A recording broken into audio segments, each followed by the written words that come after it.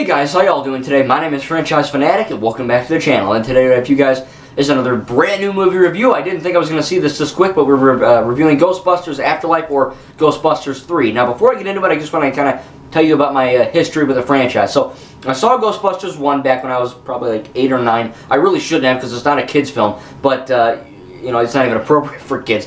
It's rated PG, I know, but back in the day, PG was PG-13, so cut me a break. But, you know, every time I watch it, my mom would be like, that's not nice, that's not nice. And I can't believe, because I haven't seen it probably since then. And I remember kind of liking it. You know, I'm not stupid, I remember the movie, but, you know, I haven't seen it in a while, but I do know of it, and I did really enjoy it. I have not seen Ghostbusters 2, you know, the official sequel. I haven't seen that yet. You know, apparently everyone, even family members, you know, people know, oh, it sucks. I don't know, I didn't see it. I want to, though. You know, Ghostbusters 2016, which is a soft reboot, where the all-female led one. You're probably going to want to shoot me in the forehead, but I don't care. F you. I really do enjoy that movie. You know, tons of people online, family members, friends, a lot of people hate that movie. And I don't want to really get into it too much, but I thought it was the funniest one. Ghostbusters 2016. That was the funniest one. I enjoy it. I really enjoy it. I have it on Blu-ray. It's a great film. I don't give a fudge. Now, Ghostbusters 3 or Afterlife, this is obviously, without getting into it, I'm going to talk about spoilers later, but right now this is a spoiler-free review. I really enjoyed it, straight up. This was the best one. Not just because it was the newest and, you know, they have the fanciest CGI. There is a lot of CGI in this film, and it looks effing great. Okay, let me just say that. It looks really, really good. You know, the 2016 one looked great too, but this one is more, you know, it's newer, it's more refined. The ghosts, the proton effects, you know, just simply the, you know, really certain characters coming back look good. So that's all I'm going to say on that. But, you know, I really just wanted to kind of start on my negatives first. And like I said, this is my favorite one. This was the best, I think, you know, in terms of how it's made so far. Again, I haven't seen Ghostbusters 2, but let's be real, I think this one's going to be better. So, starting off with the negatives, I do think that, again, some of this is going to go into spoilers, so I'm not going to mention that here. Again, I'm going to do a spoiler part later on in this video. But, you know, the Asian American kid, his name's Podcast, I think he's Asian American. You know, he's kind of like the Freddie Benson from iCarly, like season 1. Where, you know, he's like, hey, how are you? You know, how you doing? Hi. You know what I mean? He's like kind of annoying but also endearing at the same time. I didn't like him. I'm just, you know, he was funny. You know, he's not just like a stupid character. He's a good character. He's funny, but it's just that in the very beginning when, you know, Phoebe, the little girl, look, she's kind of an outcast. She's kind of the nerdy, you know, weird girl. Which, if I was her age, I'd be the same dude. You know, I'd be going for, you know, I'd be like, hey, you're nerdy. But I do think that, you know, this kid, of course, likes her, and he kind of goes up to that, and he's like, with his microphone, because his name is Podcast. I don't know if he has a real name. His name's freaking Podcast. And he's like, hey, how you doing? What'd you have breakfast, huh? And it's like, that was a weird intro, you know what I mean? Like, I get it. He's supposed to be the comedic character, the lighter. I understand. But it's just that his intro was kind of weird. Again, that's not really a spoiler. That's just how he's introduced. He's just kind of like, hey, what's up? I'm weird. You're weird. You want to hang out? You know, that's just kind of how it goes. And it's not bad. It's just not as, you know, I mean, it's like Freddie Benson from iCarly season 1. That's how he is. He's just cracking jokes. He really kind of acts, a majority of the time, like he's a Nickelodeon child actor. And that's not necessarily a good thing, but it's also not a horrible thing. He was good in some parts, but again, the intro's kind of a bit weird. Phoebe, the little girl that plays Phoebe, she's a great effing actress, whatever. She's really good. She's probably the best one. The mom, I don't know her name, she was alright. Paul Rudd, Ant-Man, you know, all that, the guy from Anchorman, he was good. Finn Wolfhard, that's my other negative. Trevor. I think the only reason why they got Finn Wolfhard is because he has a badass name, and he was in Stranger Things, which I have not seen. But he's not that great of an actor. He's okay. You know what I mean? Phoebe was borderline great.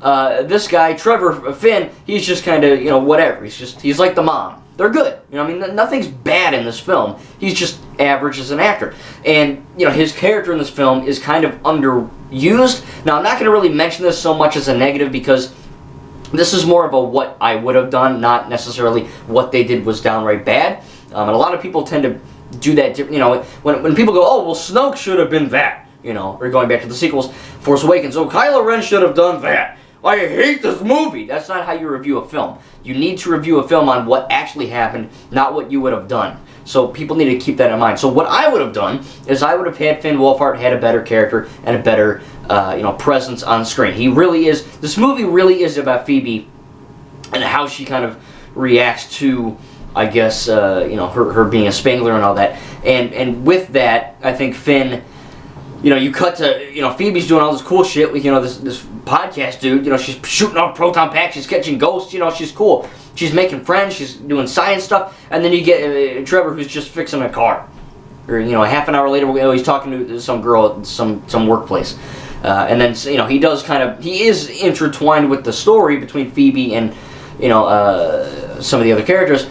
But it's very much just, Phoebe time, and then, Trevor for one scene. So I wish they would have had him more. Again, that's not a negative, because what they did have him in, the scenes he was in, did affect the story, and it was serviceable enough. I just wish they would have done more with that. So those are really my only two negatives. I think it wasn't as funny as what I wanted it to be. Again, I think Ghostbusters 2016 was the funniest. Ghostbusters 1 was funny, but it wasn't really good funny. It was just kind of, or some air comes out of your nose. Ghostbusters 2016, I found myself laughing out loud a lot. I know humor's subjective. One of my family members is like, "Oh, this movie fucking sucks, I hate it." So, I mean, that's, it's all up to interpretation about what you think is funny. But the female one is the funniest. Again, I haven't seen 2. Afterlife, this one felt less of a comedy, and it felt more like a drama, action, kind of horror comedy. I mean, it's Ghostbusters, so there's jump scares, so some creepy stuff. It's nothing borderline terrifying where you're gonna scream and wet your pants, but I mean, you might, I don't know, but I didn't. I've seen like 6 or 7 horror movies from PG-13, R-rated, PG, whatever. I've never been scared by a horror movie yet, ever. So, man, I don't know, maybe I'm just not human, but I do think that this is not a scary film, but it is creepy in times. There's a few jump scares, but again, comedy factor. This really wasn't the funniest one, and that's okay. It wasn't trying to be, you know what I mean? This is basically the Force Awakens of Ghostbusters, where it's kind of acting as like a soft reboot with new characters, and it's also bringing in old characters from the older films, the original 2, in kind of fun, unique ways, and they're kind of building on that in a really, neat way. It does set itself up for a sequel. Now, they better get on it, because they're all effing old. The original guys, they're like 90 and, to whatever, so they better get on that. But I do think that, without spoiling it, some characters return, and I think it's pretty freaking cool. I looked up 0 spoilers when I went into this, and I was pleasantly surprised. I'm not the biggest fan of this franchise, let me just say it. I do like it. I need to rewatch the first 2, and I really enjoyed the 2016 one, but this one was obviously the best. Not just because it was the newest, but because the CGI was the best, the acting was the best, the comedy, while not the funniest, most of it did land. There was a lot of unique things like the Stay Puft Marshmallow Man. They're obviously the Porgs from The Last Jedi and The Rise of Skywalker. Come on. But, it was cool. I mean, I'm glad they kind of paid homage to the original in a fun way, where it wasn't like, oh, there's a big effing, marshmallow guy again. They didn't cop out. It's in it, but they're little, you've seen it in the trailers. They're little baby marshmallow men. And it was funny, they were cool. Again, they were obviously Porg ripoffs, but it works. I mean, that's not a negative. It works. Again, it was funny. I think the acting was really good across the board for the most part. So, most of the actors were good. Where of course Paul Rudd is great, and so is Phoebe, which is really cool. The rest were just fine. Nothing outright bad.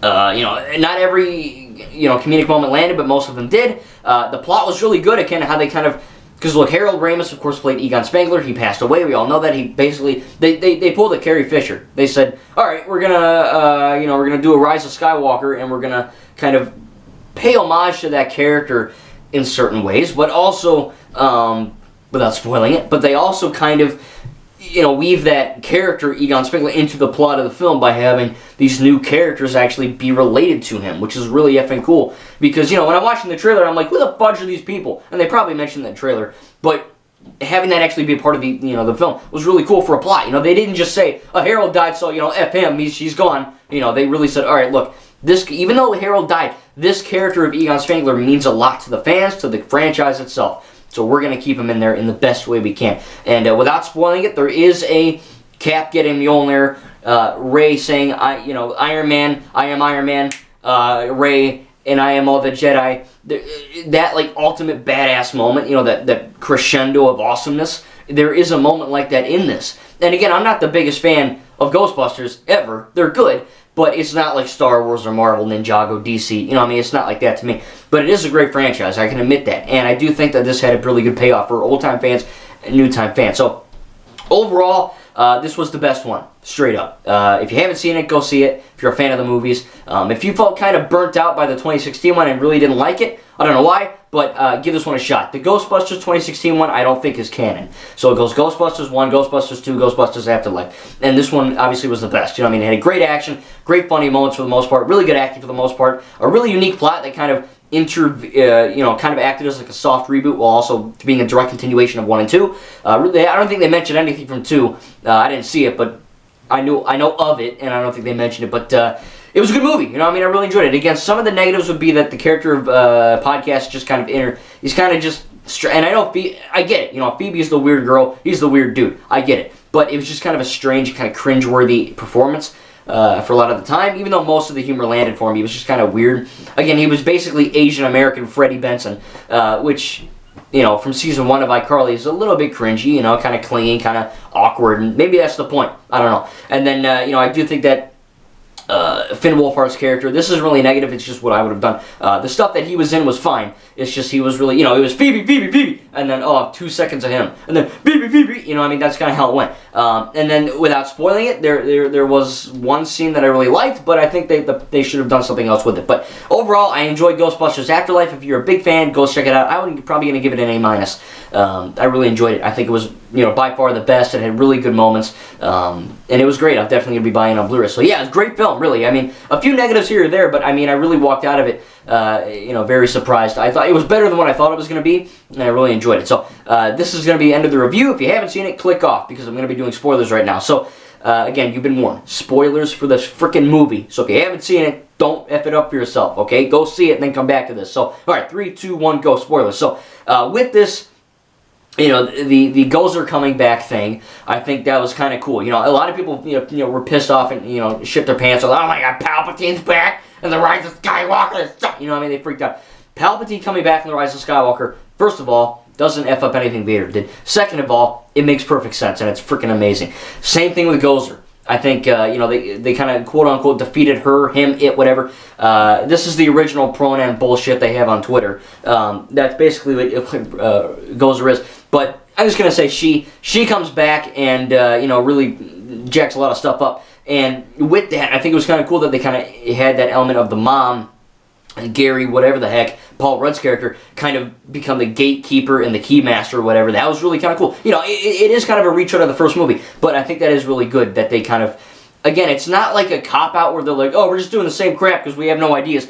It's the same thing. Gozer's back, the keymaster, and then all of this kind of makes sense. But it makes sense in a way that isn't like, oh my god, you already freaking did this. You're wasting my time. It's done in a way where you're like, wow, this is cool. It's a Palpatine comes back. Gozer's coming back for more. And, when Peter and Rey and the other guy come back, I don't remember their name, sorry. I'm a big fan, I know, I just can't remember his name. The 3 Ghostbusters come back, really cool. That was my negative that I was talking about where, Phoebe's in jail and she calls him. And she's like, hey, I need your help. I'm related to Egon and all that. And he's like, yeah, Spengler sucked, And that's it. And then we're like, all right, that was a weird phone call. And then, all of a sudden, boom, they're back in the cornfield. And it's a cool, badass moment, but at the same time, I wish they would have kind of, I didn't mention this in the review because it's not really a negative because it didn't happen. It's just what I would have done, kind of like Finn's character. But I wish they would have kind of, maybe shown us a scene of that guy calling Rey and, Peter and be like, hey, I know we kind of broke up and we're all doing different things, but, let's kind of go back and, do some stuff. I think, this girl called me on the phone and this stuff's happening. I kind of wish they had a scene like that. The Star Wars sequel trilogy is my favorite trilogy. It's my favorite set of films ever, period. But, Han, Leia, and Luke, and Lando, they had a lot of screen time. It wasn't like Han showed up in the last 10 minutes and then gets killed. Or Luke or Leia, whatever. So Peter and the whole original Ghostbusters, including the ghost of Egon, pretty freaking cool. It's a really good CGI. Egon, he didn't talk, which is kind of strange. Either they just wanted it for creative reasons to, because you got the point across. They got the point across without him having to talk. It worked. But it was a little bit like, I'm sitting in the theater, I'm like, are you going to talk? Or are you just gonna like be a mime? Maybe ghosts can't talk. I don't know. But maybe they just couldn't find a voice actor. They should have picked me. But I do think that was a really good scene. You know, it was really bad. It was the quote unquote spoiler part of the movie. That was really cool. But I just wish the original Ghostbusters had more to do than just call and then show up at the end. And I get it. They showed up at the end to be like a holy crap moment, you know. And it was, and it worked. I just wish, you know, if I was directing, I would have kind of given maybe at least one scene of him trying to get the band back together. But, you know, I enjoyed that. So, yeah, Egon coming back as a ghost, pretty sick. The original Ghostbusters coming back, that was really neat. I think the end credit scene kind of showing, you know, Ray getting the car back, you know, the Ecto-1. Really, really cool, kind of setting up for a sequel. Hopefully they do it. I don't know if they will because they're all freaking old as dust. But, you know, they better do it quick. But I enjoyed it. I really did. So, yeah, those were the really big spoilers. You know, the fact that Gozer's back. The original Ghostbusters are back. They got Egon as a ghost. Pretty cool stuff. If you're a big fan, and you know, I hope you've seen it, because if you didn't see it, I don't know why you're still listening to the spoilers. But you know, don't tell me in the comments because I don't want to spoil it for people who haven't seen it. But you know, in your mind, tell me that you know it was pretty cool. I think it was really interesting. I think that having that back, it was like a Rise of Skywalker. You know, Luke lifting the X-wing out of the swamp metaphor type thing for Egon, you know what I mean? I thought it was really cool. So yeah, I enjoyed it. That was it for the spoilers. So yeah, Ghostbusters Afterlife, it's an A-. Really enjoyed it. Again, not you know, the best movie of all time, but in terms of the Ghostbusters movies I've seen, it is by far the best. Again, 2016 is the funniest. This is the best acting, the best action, the best plot. Really good funny moments still, and I really enjoyed it. So again, without spoiling it, tell me in the comments what you thought about Ghostbusters Afterlife, and hope you know, saw the film before watching the spoiler section. But still, I enjoyed it. I really did. I can't wait to get it on Blu-ray, and I hope they make more, because this is a really good franchise, I think. Not the best, but it's really good, and I think that if they continue to make good sequels, we could have a Star Wars or an MCU type. You know, I mean, there's a lot of stuff to you know, build off of from this franchise, not just, oh, get Peter back every time. You know, they have a lot of spin-offs now that we have new characters and all that jazz. So yeah, it's pretty cool. I can't wait to see more. I loved Afterlife, and it really shocked me and surprised me. Thank you guys, and we'll see you in the next video.